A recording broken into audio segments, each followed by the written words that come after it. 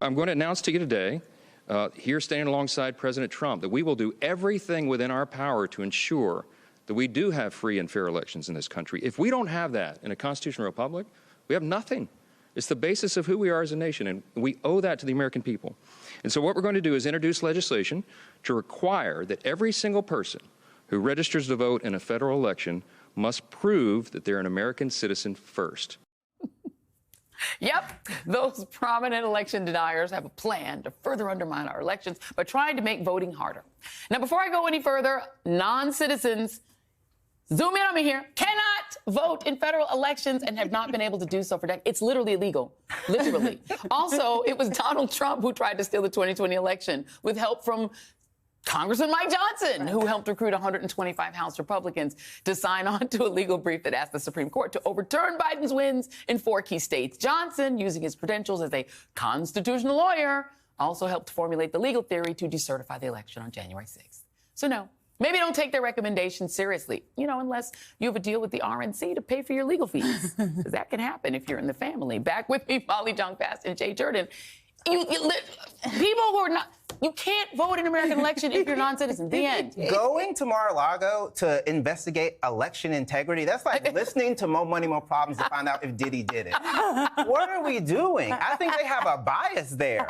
You went to Mar-a-Lago to say, we're going to make sure these things are above and beyond legality. Yeah, right. They're not illegal. They're illegal, so we're going to do a law to make them more illegal. Yeah, my favorite part of this is, did they not know there was this law? I mean, the Republicans are really good. Next week they have all these appliance laws, right? The appliance laws are Next week is appliance law in Congress. I mean, Mike Johnson with his 1-vote majority is so, if he were not who he is, I would feel bad for him. Yeah. But he goes down there. He looks like you could tell this was Trump's idea. It just was so. He has to do the thumbs up. Right. They're doing like the Freon in the Fridge Protection Act. Let our gas stoves survive. They're literally doing that. The gas stove I think that Mike Johnson and Trump should do what Mike Johnson and his son did and just keep each other accountable on what porn they watch. Keep it accountable on the porn. Well, that's in the trial next week. We're going to talk about porn next week. And then the lady, I love her, by the way. I think she's amazing.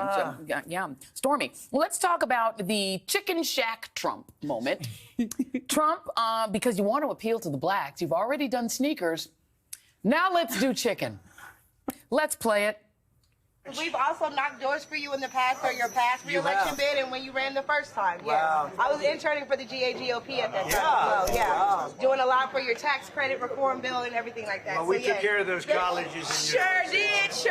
Much better than Biden did. So I want to know. This is Clark Atlanta. This is Spelman. This is Morehouse. This is Morris Brown. They all came. Isn't that great?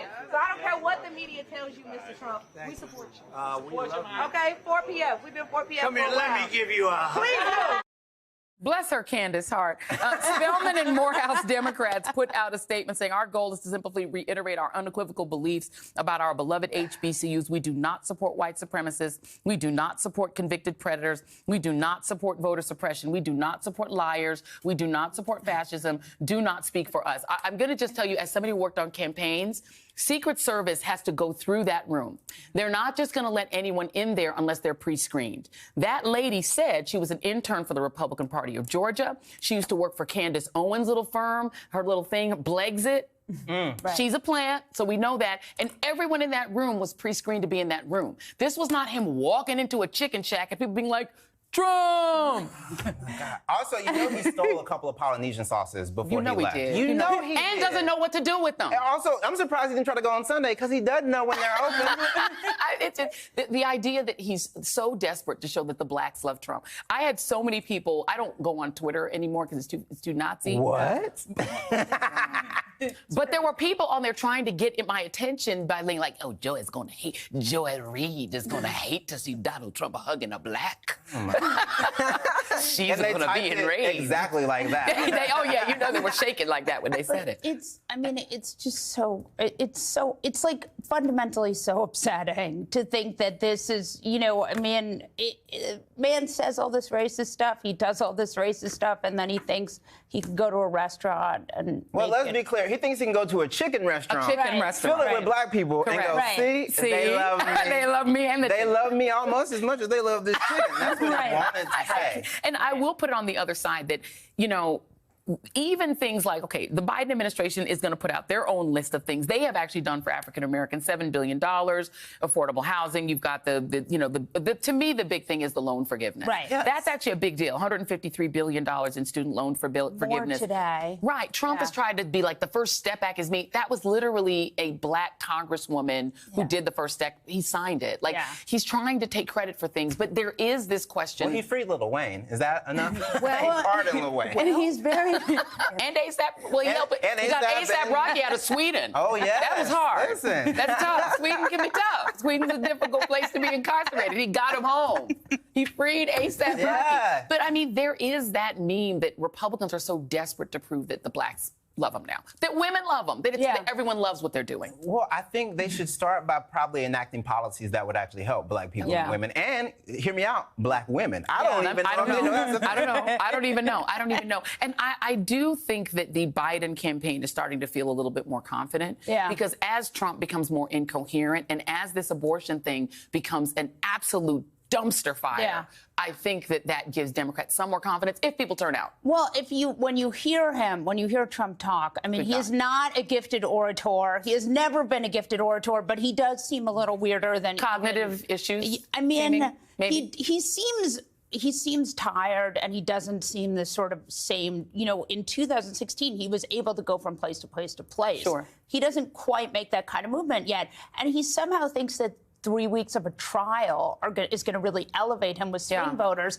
I just don't see the math. I mean, not knowing whether Nikki Haley and Nancy Pelosi, which is which. Yes.